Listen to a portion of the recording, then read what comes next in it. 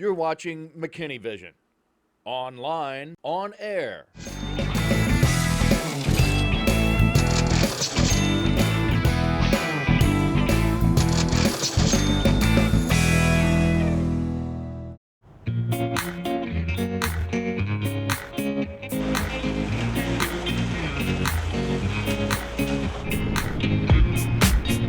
Prudent economic growth is vital for McKinney's fiscal health. Corporate locations and expansion creates jobs, and that means a growing tax base to provide essential city services. When you have Money Magazine or Fortune or anybody else coming in to talk to you about rating your city, it's not just based on are the people that live here happy. It's based on your business practice. It's based on the fact we have a AAA bond rating. It's based on the fact that we have a 5% unemployment rate. It's based on the fact that we manage our budget very well. So it all plays a part in that. A healthy and vibrant city economy is consistently one of the highest priorities for city leaders. In order to provide an acclaimed quality of life, the city prioritizes spending decisions based on the needs of residents and businesses. City Hall takes seriously the responsibility to seek input from those it serves. Every decision to spend city funds directly reflects the needs of the citizens. It goes so far. It goes with having our checkbook online. You can see what we spend for practically everything. You can see our monthly financial reports now that the council is receiving. So you know each month where our departments stand as far as spending is concerned, where our revenues are coming from. Are we ahead of budget, behind budget, these types of things. We have just literally opened the books. If a citizen has a question, we respond to the question about our budgeting, about our finances, about our plans, our future plans. So it's a very high degree, and it's taken very seriously too by this community. The City of McKinney recognizes that but for private sector success, the City of McKinney wouldn't be able to accomplish any of the things that we do.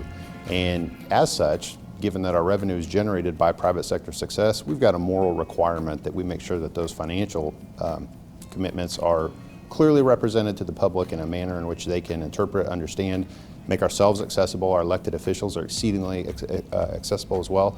And in that regard, we really try and walk the walk and show that this is your money and we want you to have a voice in how that gets spent.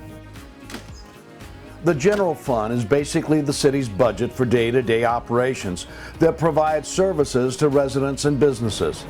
A significant portion of the budget goes to public safety through the fire and police departments. Allocating funds for police and fire not only underlines the commitment to safety and well-being of the community, but it also provides both immediate and long-lasting dividends. Aside from the safety factor, aside from the fact that when you call the police department, you get a response, you get a timely response. That's one of the things that we're looking at right now is how many officers do we need to continue that timely response. The fire department, we have what they call an ISO, Insurance Service Office Rating 1. That impacts all of us as citizens very directly because that plays into what we pay as far as fire insurance on our property, on our buildings. So there is a direct payback as far as that's concerned. While nearly half of the general fund is designated for public safety, 18% is budget for running the city's operation with people and equipment. Another 11% is used to maintain streets and water. 10% is spent on parks and libraries. Development services takes up 9%, with transfers taking up the balance. Public safety always tends to get that first-round draft pick, if you will, when it comes to police and fire. Now, it doesn't mean that they're any more important than any other departments. It just means that those are some of the core functions that we need to do as a city, in which residents, look at as what does the city provide? Well, it provides them safe access to roads, safe access in their home, and provides them security. And that's where you get with your public safety, police, and fire. But there's a lot of other departments that aren't really looked at as public safety that do provide public safety type services. You look at public works, making sure that clean water and sewer is taken away from the house, solid waste, streets, engineering, designing safe streets. Citizen surveys tell the story about how people feel about quality of life issues, like libraries and parks and open spaces. Like if you're investing in the upkeep of your home, you buy a house, you're going to live in it hopefully for 10 years or longer. Maybe you have a 30-year mortgage. You're going to spend money from time to time for painting, for upkeep on your appliances, for upkeep on your systems.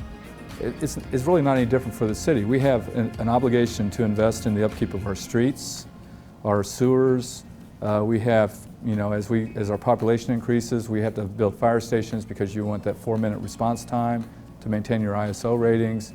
You want to add police officers because in public safety facilities because you want to be a safe city. So yeah, you're incurring debt, but you're investing in the quality of your community. How the city budgets and spends funding equates to how it generates revenue.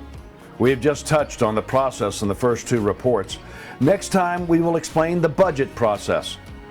We encourage you to visit the city website at www.mckinneytexas.org for more detailed information. Carl Schuchman, McKinney Vision.